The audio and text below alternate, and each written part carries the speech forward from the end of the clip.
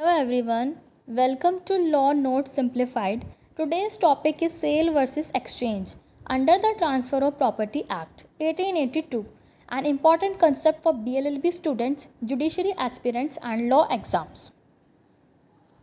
Section 54 of the Transfer of Property Act defines sale. Sale is the transfer of ownership in exchange for a price paid or promised or part paid and part promised.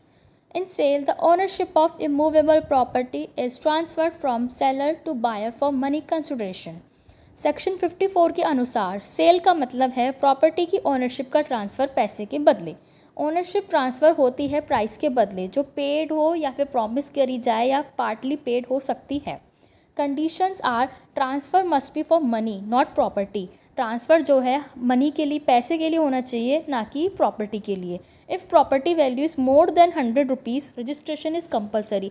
अगर किसी property की value 100 rupees से ज़्यादा है तो registration compulsory है.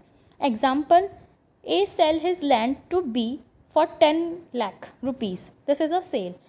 जैसे एक पर्सन ए है वो अपनी लैंड को सेल कर रहा है बी को 10 लाख रुपीज़ में, तो ये सेल होगी क्योंकि ए जो है लैंड बी को दे रहा है और ए को रिसीव हो रहा है मनी दैट इज़ 10 लाख. तो मनी कंसिडरेशन हो गया इसमें एंड बी जो है बी को लैंड मिल रहा है, तो ये दोनों को मतलब सेल होगी. This is called as a cell.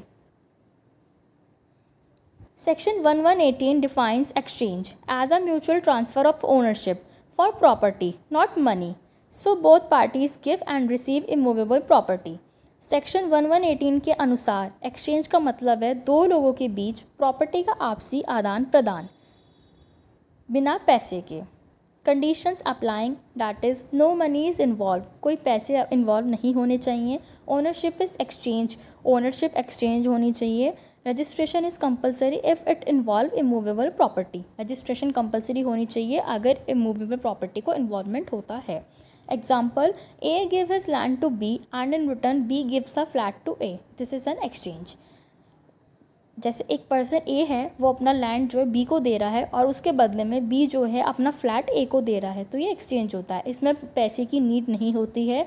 Barter system होता है. बार्टर सिस्टम जैसे मनी एक्सचेंज टू एक्सचेंज करते थे हम, just like that barter system होता है इसमें. Now we are heading to the key differences in sale versus exchange. First is sale, which is defined under section 54, and in exchange it is defined under 1118. In sale, consideration is money and in exchange consideration is property. In sale, transfer type is seller to buyer. There are two parties in sale, that is seller and buyer. And in exchange there is the mutual transfer between the parties. In sale, registration is compulsory if value is more than 100 rupees. In exchange, compulsory for immovable property. Example, a person land sold to B for rupees 10 lakh and in exchange A person land exchange for the flat to B. Sale is always for money. Exchange is property for property like barter. Sale में पैसा हमेशा शामिल होता है and exchange में property के बदले property मिलती है, जैसे कि मैंने आपको बताया बार्टर सिस्टम के through. In case law, in the case of CIT versus Motor and General Stores 1967, the Supreme Court held that if there is no money involved, the transfer cannot be called a sale. It is treated as exchange even if value is equal. इस case में supreme court ने कहा है कि अगर consideration money नहीं है तो वे सेल नहीं एक्सचेंज मानी जाएगी, अगर वैल्यू इक्वल ही क्यों ना हो. Why this matters? Knowing the difference is important for property documents, tax implication, registration fees, legal validity of the deeds. ये हमें इस तरीके से जानकारी क्यों दी जाती है? क्योंकि सही डॉक्यूमेंट बनवाने के लिए टैक्स और स्टैम्प ड्यूटी आती है, इसमें लगती है. सेल में हमेशा टैक्स और स्टैम्प ड्यूटी का रहता है उसमें हमेशा, ठीक है. उसे हम रेवेन्यू ड्यूटी भी कहते हैं. प्रॉपर्टी ट्रांसफ़र की लीगल वैलिडिटी के लिए जैसे डीड्स होती हैं हमारी, सेल डीड्स में बनाई जाती हैं हमारा.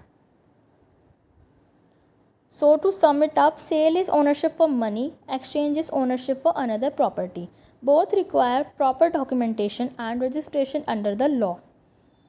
सेल में पैसा आता है और एक्सचेंज में प्रॉपर्टी के बदले प्रॉपर्टी. दोनों के लिए ही सही पेपर वर्क और रजिस्ट्रेशन ज़रूरी है.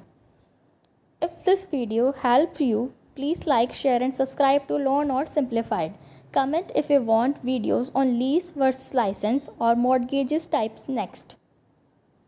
अगर आपको ये वीडियो अच्छा लगा तो लाइक करें, सब्सक्राइब करें और अपने दोस्तों के साथ शेयर करें. नेक्स्ट टॉपिक क्या हो कमेंट्स में ज़रूर बताएं.